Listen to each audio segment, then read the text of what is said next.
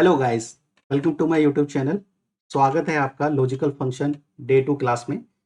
आज जो हम फंक्शन पर बात करने वाले हैं वह है हमारा इफ और इफ एस फंक्शन, जो हमारा मोस्ट कॉमनली यूज होने वाला फंक्शन है अपनी डेली वर्किंग लाइफ में। तो इसके बारे में हमें पता होना चाहिए।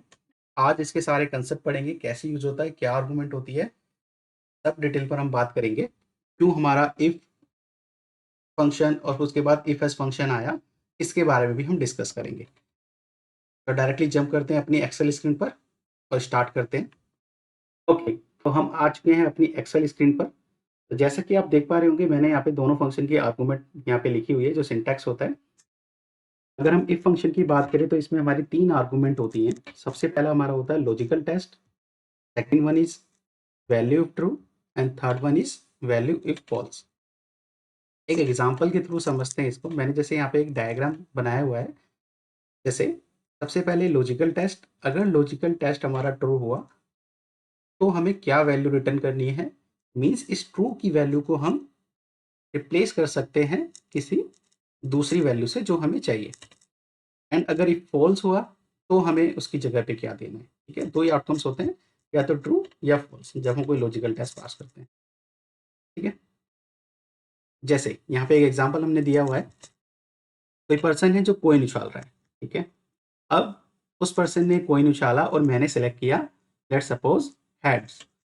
अब हेड आया, तो अगर आउटकम मेरा हेड्स हुआ तो कंडीशन ट्रू होगी। अगर ट्रू होगी तो मैं जीत जाऊंगा, और अगर ये आउटकम हेड नहीं है, मतलब मेरा टेल है, तो मैं फेल हो जाऊंगा, मैं लूज हो जाऊंगा। ठीक है, इसी को एग्जाम्पल के थ्रू समझते हैं। एक्सेल पे मैं एक आर्गुमेंट पास करता हूं यहाँ पर। ठीक है, F2 में मैं लिख देता हूँ हेड्स। तो यहाँ पे इफ कंडीशन लगाता हूँ, if this is equal two heads, तो मुझे ट्रू दो, अदरवाइज फॉल्स दे दो। ठीक है, देखो यहाँ पे हेड्स आया तो इसका मतलब ये ट्रू है। अगर यहाँ पे टेल आता इसका मतलब ये फॉल्स होता। तो जो ओरिजिनल वैल्यू रिटर्न होती है वो ट्रू और फॉल्स में होती है। अब इसकी जगह पे हमें कुछ और रिटर्न करना है तो हम यहाँ पे डाल सकते हैं। लेट्स सपोज मैं ट्रू की जगह पे डाल देता हूँ फेल।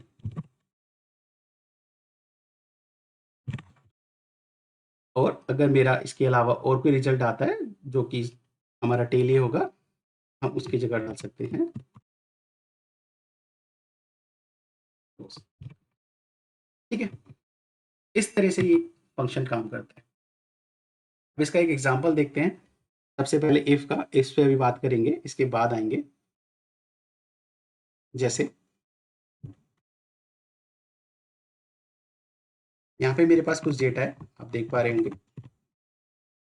कुछ कस्टमर्स हैं एंड कुछ ट्रांजेक्शन है। ट्रांजेक्शन में आप देखेंगे तो परचेस एंड सेल का डेटा यहाँ पे लिखा हुआ है, किस कस्टमर ने परचेस किया है और किस कस्टमर ने सेल किया है। अब हमारी रिक्वायरमेंट क्या है, जहाँ पर परचेस है हमें वहाँ पे लाना है डेबिट, और जहाँ पे सेल है वहाँ पे लाना है क्रेडिट। तो हमें दो कंडीशन यहाँ पे चेक करानी है। तो सबसे पहले हम अपने इफ फंक्शन से देखते हैं जो हमारा चलते आ रहा है। If bracket open, logical test pass करेंगे, this is equal to purchase. Okay, ये मेरा लॉजिकल टेस्ट हुआ। आप इसको हाईलाइट करके भी देख सकते हो, इसका रिजल्ट ये ओनली ऑफिस 365 में काम करता है। अगर आपका पुराना वर्जन है तो आपको प्रेस करना पड़ेगा F9 की को। जैसे मैं F9 की प्रेस करता हूँ, देखो यहाँ पे इसका आउटकम भी दिखा देता है उस लॉजिकल टेस्ट का। ठीक है, तो इसको फॉर्मूला ऑडिटिंग बोलते हैं हम, जो साथ साथ हम परफॉर्म भी करते रहेंगे ताकि आपको पता लगता रहे कि ब्रेक करके फॉर्मूले को कैसे परफॉर्म करते हैं। ये B2 इक्वल टू परचेस। ठीक है, अगर ये ट्रू हुआ तो हमें क्या रिजल्ट देना है, डेबिट। मैं शॉर्ट फॉर्म में लिख रहा हूँ यहाँ पर, डेबिट DR। इफ फॉल्स हुआ, क्योंकि यहाँ पर दो ही कंडीशन है तो डायरेक्ट में क्या कर सकता हूँ, मैं क्रेडिट पास कर सकता हूँ, क्योंकि तीसरी कंडीशन यहाँ पे है ही नहीं। ठीक है, बट अगर तीसरी कंडीशन होती तो मुझे एक और बार इफ यहाँ पे लगाना होता, मतलब एक और इफ को नेस्टेड करना पड़ता है। यहाँ पे एक और कंडीशन मैं चेक करूंगा फिर इफ, अभी मैं आपको लगा के दिखा देता हूँ। If this is equal to cell, अगर ये सेल है तो मुझे क्या करो, मुझे दे दो क्रेडिट। शॉर्ट में ही लिख रहा हूँ क्रेडिट CR। एंड अगर वैल्यू फॉल्स है तो मुझे ब्लैंक दे दो। अगर ना डेबिट है ना क्रेडिट है के अलावा मुझे फॉल्स है। Bracket close. अब यहाँ पे ध्यान दीजिएगा, जितनी बार मैंने फॉर्मूले लगाए हैं उतनी बार ही मुझे ब्रैकेट लगाना पड़ेगा। जैसे इस इफ का जो ब्रैकेट क्लोज होगा वो दिस वन, और एक ब्रैकेट मैंने यहाँ से स्टार्ट किया था दिस वन। तो नेस्टेड फॉर्मूला मतलब इफ लगाते हुए हमें ये चीज ध्यान देनी होती है कि कितनी बार हमने क्लोज किया है, कितनी बार ओपन किया है। ठीक है, तो ये चीज आपको देखना पड़ेगा। बट आप डायरेक्टली एंटर भी मारते हो तो एक्सेल जो है खुद देख लेता है कि कितनी बार आपने ओपन किया है फॉर्मूले को। ठीक है, देन मैं एंटर करता हूँ और यहाँ पर फॉर्मूले को ड्रैग कर देता हूँ नीचे तक। तो आप देख पा रहे होंगे जहाँ पे हमारा परचेस है वहाँ पे डेबिट आ गया, जहाँ पे हमारा सेल है वहाँ पे क्रेडिट आ गया। Alright, make sense? नाउ अब हम बढ़ते हैं अपने दूसरे फॉर्मूले पे जो हमारा इफ एस है। ठीक है, तो जो इफ एस फंक्शन था वो हमारा कब आया था? वो हमारा 2016 जो एक्सेल वर्जन था उसमें हमारा इंट्रोड्यूस हुआ था। ठीक है, ये हमारा इफ एस फंक्शन है। अब इसकी जरूरत क्या पड़ी? अब इसकी जरूरत इसलिए पड़ी क्योंकि जब हम इफ फंक्शन यूज करते थे मल्टीपल कंडीशन के लिए, क्योंकि आप देख पा रहे होंगे यहाँ पे एक ही कंडीशन होती है। ठीक है, बट जब हम इसको मल्टीपल कंडीशन के लिए यूज करते थे तो हमें नेस्टेड करने पड़ते थे काफी सारे इफ्स। जैसे मैंने यहाँ पे किया एग्जाम्पल 1 में, यहाँ पे देख पा रहे हो क्वेश्चन 1 में 2 इफ मैंने लगाए। तो इसी से बचने के लिए कि बार बार हमें ये इफ ना लिखना पड़े, तो एक्सेल में 2016 में इफ्स फंक्शन इंट्रोड्यूस हुआ। ठीक है, अब इसका बेनिफिट क्या हुआ? बेनिफिट ये हुआ कि अब हमें इतना ज़्यादा कन्फ्यूजन क्रिएट नहीं होती थी इस फॉर्मूले के अंदर। जैसे बार बार इफ लगाते थे तो कहीं ना कहीं हमें दिक्कत आती थी फॉर्मूले में, बट इसके थ्रू ये थोड़ा इजी हो जाता, क्योंकि यहाँ पे सीधा आप मल्टीपल कंडीशन लगा सकते हो विथ कोमा कोमा कोमा, और मैक्सिमम कंडीशन आप इसमें दे सकते हो 255 कंडीशन। ओके, तो यहाँ पे देखो logical test 1 comma value if true 1। ठीक है, अगर लॉजिकल टेस्ट हमारा 1 पास हुआ तो हमें क्या देना है, रिजल्ट 2 पास हुआ तो क्या देना है। ठीक है, इस तरह से वर्क करता है। तो यहाँ पे डायग्राम में आप देखोगे क्योंकि इफ चलता है इस तरह से ट्रू एंड फॉल्स पे, और हमारा जो इफ एस फंक्शन है वो हमारा चलता है इस तरह से। लॉजिक 1 वैल्यू ट्रू, देन क्या रिजल्ट देना है। फिर लॉजिक 2 अगर ट्रू हुआ तो हमें क्या रिजल्ट देना है। ठीक है, तो दोनों में ये डिफरेंस है। और एक डिफरेंस और है दोनों में, मैं दिखा देता हूँ। अगर इफ फंक्शन में हमारी कंडीशन, यहाँ पे आते हैं हम क्वेश्चन 1 में, मैं यहाँ पे आपको शो कर देता हूँ।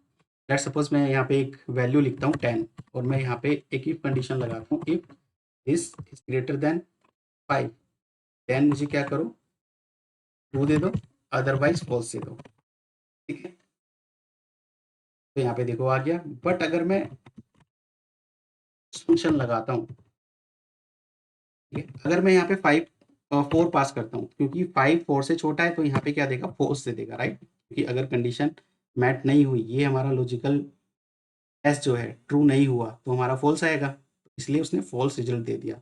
बट अगर आप इफ्स वाले फंक्शन में देखो, इफ एस फंक्शन में आप देखोगे, अगर मैं यहाँ पे लॉजिक पास करता हूँ is this is greater than 5, क्योंकि यहाँ पे फॉल्स वाली कोई कंडीशन नहीं होती तो मुझे ट्रू कंडीशन यहाँ पे देनी है, तो ट्रू में मैं लिख देता हूँ true.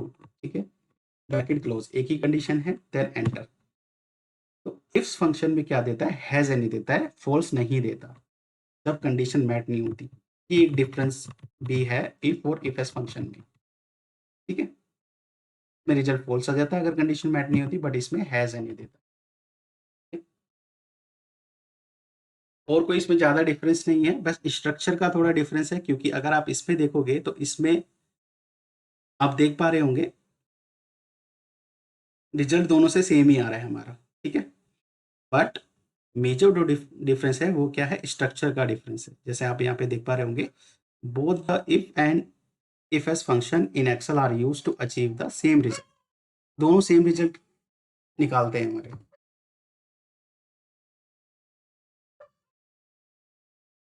which is to perform operation. The difference lies in how they are structured. Only structure में थोड़ा डिफरेंस होगा। ठीक है, और जब हम इफ की जगह मल्टीपल कंडीशन के लिए इफ्स यूज करते हैं तो थोड़ा जो फॉर्मूला होता है वो रीडेबल फॉर्मेट में होता है और कॉम्प्लेक्स फॉर्मूले को ईजी हो जाता है समझने में with the if S function. ठीक है, अब दोनों के एग्जाम्पल देखेंगे, एक और क्वेश्चन लेते हैं। ओके, और दोनों तरीके से उसको करने की कोशिश करते हैं, इफ से भी और इफ एस से भी। तो सबसे पहले हम देखते हैं इफ से और फिर हम इफ एस से देखते हैं। अगर आप latest function latest Excel use कर रहे हो तो आप इफ ऐसे यूज करो, इफ मत यूज करो। ठीक है, सो यहाँ पे हमारी तीन कंडीशन है। पहली कंडीशन है अगर वैल्यू लेस देन 5 है तो हमें देना नोट मैट, अगर इक्वल टू 5 है तो हमें देना एवरेज, एंड ग्रेटर देन 5 है तो हमें देना मैट। तो हम सबसे पहले करते हैं इसको status with if if S function.